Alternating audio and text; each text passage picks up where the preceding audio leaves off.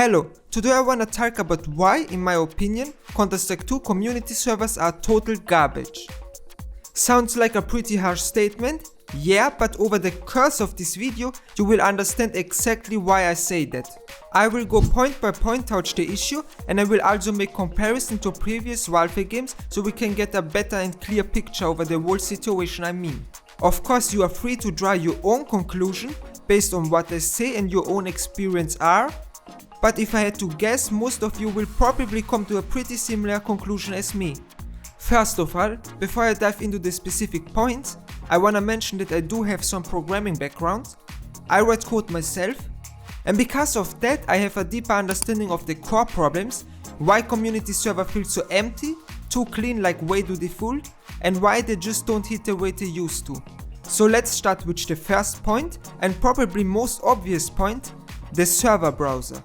There is honestly not a whole lot to say other than it's an absolutely mess. It's so bad that people are forced to use third-party websites like CS2browser.com just to find servers. But why is it so bad? First of all, the server browser isn't even integrated into the game itself, it's external. That means if you're playing in full screen, for example, you literally get tapped out of the game and a separate Steam window opens where you have to pick your server. Second, the server browser is full of fake servers.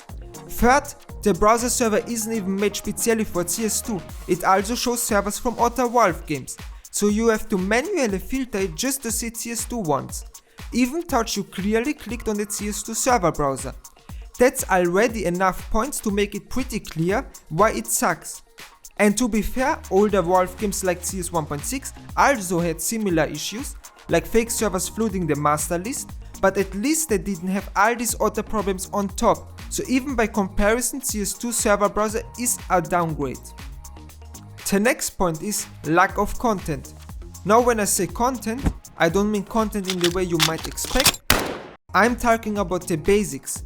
Essential things like being able as a modder to listen to certain keys like 0 to 9. Why is that important? Because these keys are necessary to navigate function menus where you press buttons to interact with something.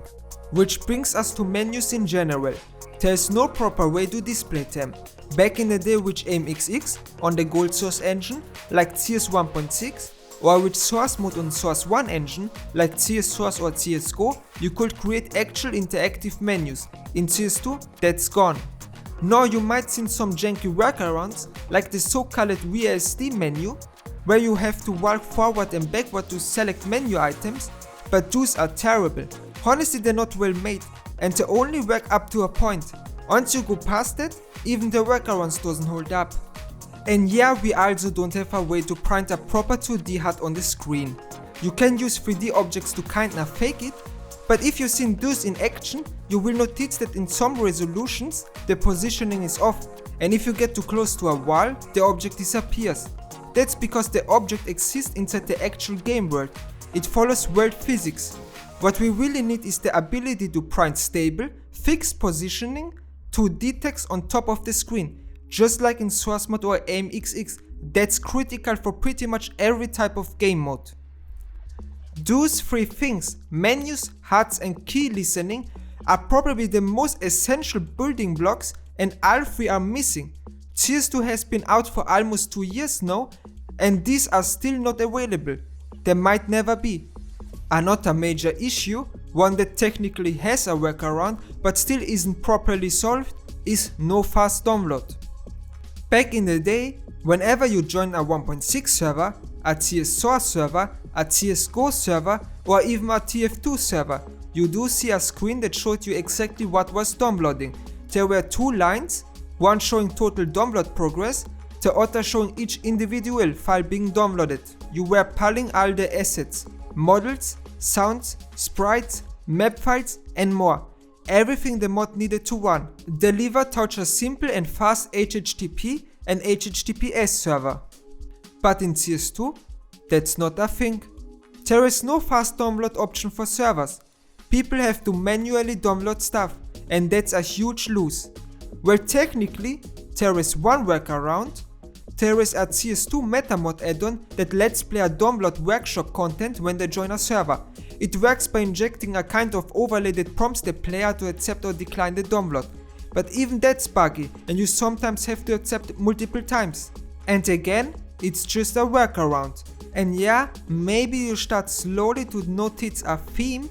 The word workaround is showing up a lot. Pretty much everything we discussed here ends with a workaround. And that's the really core issue with CS2 community servers. Everything is a workaround. Nothing is native, nothing is clean, everything has to be hacked together just to work somewhat. And even then it barely holds together. That's why only the simplest game mods, like Surf or Jailbreak, are playable at all. They don't require much, but for anything more advanced, it's just not possible. Or if it is, it's so restricted and so watered down that it kills the fun.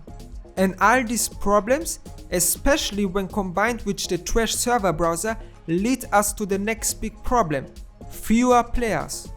CS2 community servers have fewer players than CS 1.6, a game that's over 25 years old, and 1.6 is basically dead and full of bots, so that says a lot.